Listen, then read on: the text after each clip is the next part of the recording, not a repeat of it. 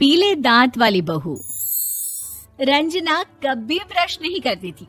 उसे कितनी बार उसके माँ बाप ने डांटा, लेकिन उसका कोई असर उस पर होता ही नहीं था, जिस कारण से उसके दांत पीले पीले हो जाते हैं। शादी के बाद अरे बहू, वैसे तो तुझ में कोई कमी नहीं है, पर तेरे दांत इतने पीले कैसे हैं बेटा? कैसे मतलब? कोई सर्जरी थोड़ी ना कराइए। वो तो क्या नाम, मैं ब्रश नहीं करती थी तो पीले हो गए। अब क्या करूं? आप कहे तो लाल करवा लूं या फिर काले?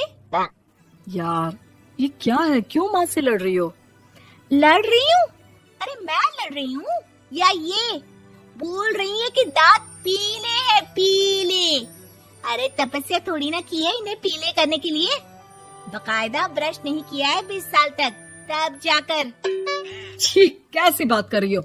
ये उस वक्त तो पीले नहीं थे जब हम लोग तुम्हें देखने आए थे। अरे तब साफ करवा लिया होगा डेंटिस्ट के पास जाकर। अब देखो कैसे पीले पीले लग रहे हैं। रंजना सास की तरफ गुस्से से देखती है। फिर शुरू हो गई पीले पीले पीले। अरे पीले तो तब भी थे जब मेरे हाथ का रसगुल्ला उड़ा उड़ा कर खा रही थी और बोल रही थी, लड़की नहीं गुणों का खजाना दे रहे भाई साहब आप। खैर, अब वो लोग करते भी तो क्या करते, पीले दांत वाली बहू पल्ले पड़ी थी तो झेलना तो था ही। एक दिन कीर्तन में रंजना गाना गा रही थी।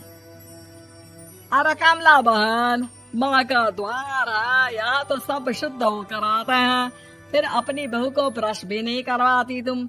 दूर से पीले पीले दांत भक्ति में बाधा उत्पन्न कर रहे हैं।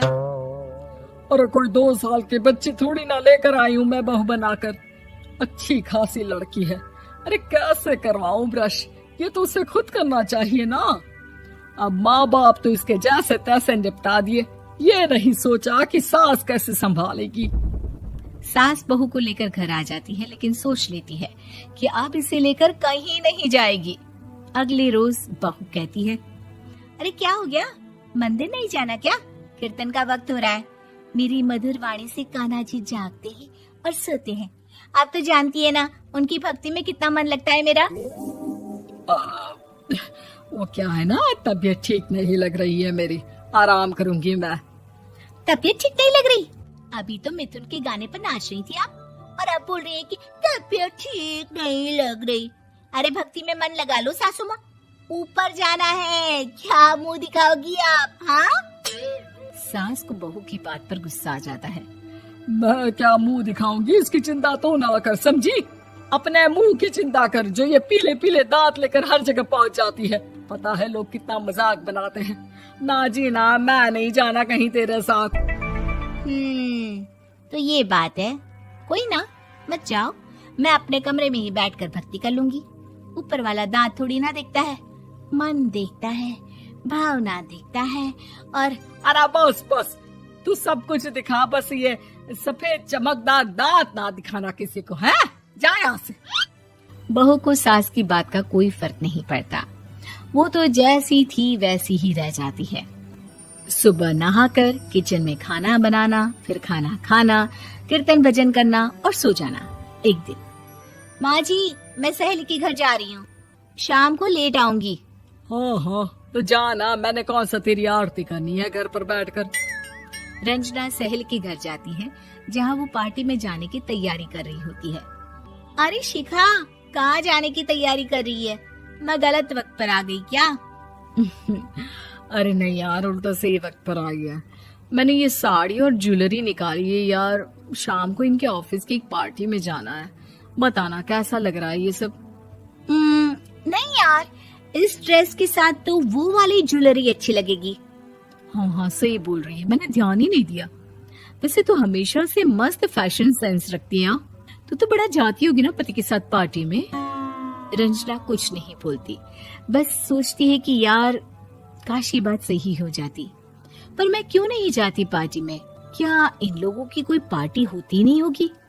रंजना घर आती है और रात में पति से सवाल करती है, एक बात बताइए, आप मुझे किसी पार्टी में क्यों नहीं ले जाते? क्या आपके यहाँ ऑफिस में पार्टी नहीं होती? पति बेचारा क्या कहता कि दांत पीले हैं तुम्हारे इसलिए। अरे कोई पार्टी होती नहीं हम लोगों के ऑफिस में, तो कहाँ से लेकर जाऊं? और मार्केट, मॉल, कहीं वीकेंड घूमना, कहीं तो।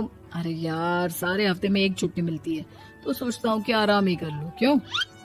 रंजना मन मार के रह जाती है। पहले कभी सास के साथ मंदिर जाया करती थी, लेकिन वो भी सास ने ले जाना बंद कर दिया। घर बैठी बैठी रंजना बोर हो जाती है। तभी उसे आइडिया आता है और वो मायके जाने का सोचती है। सासू माँ, 2 दिनों के लिए मम्मी के घर जा रही हूँ। अच्छा ठीक है, आराम से जा। और हाँ, माँ से कुछ अच्छी आदत सीख कर आना कि कैसे शरीर के हर भाग की तरह दांतों की सफाई भी जरूरी होती है, समझी?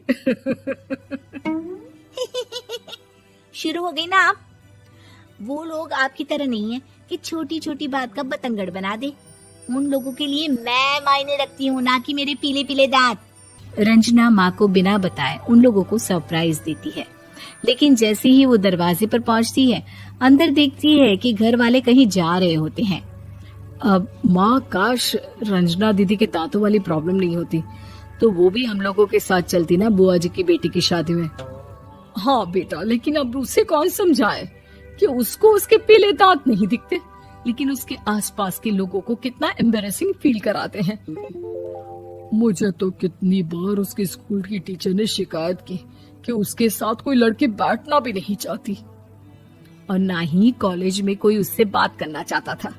लेकिन पता नहीं क्यों उसे ये बात समझ में ही नहीं आती। कोई कमी नहीं है उस लड़की में, बस यही कि दांत पीले हैं। वो तो भला हो जीजा जी और उनकी माँ का, जो दीदी को जैसी है वैसे ही रखा हुआ है। रंजना को अपने घर वालों की बात सुनकर बहुत दुख होता है। वो सोचती है कि वो क्या करे, लेकिन फिर वो सीधा डेंटिस्ट के पास जाती है, अपने दांत चमकाती है और कसम खाती है कि वो रोज ब्रश करेगी। अरे क्या हो गया? तुम तो 2 दिनों के लिए गई थी ना, पर कोई ना, अच्छा है, चलो आ गई तो। रंजना सास के सामने आकर खड़ी हो जाती है और पूरी स्माइल करती है, उसके चमकदार दांतों को दिखाती हुई। है? चले मंदिर। माँ, मुझे माफ कर दीजिए, मैंने आप लोगों को बहुत एम्बैरेसिंग फील करवाया। मैं आज से रोज ब्रश करूंगी।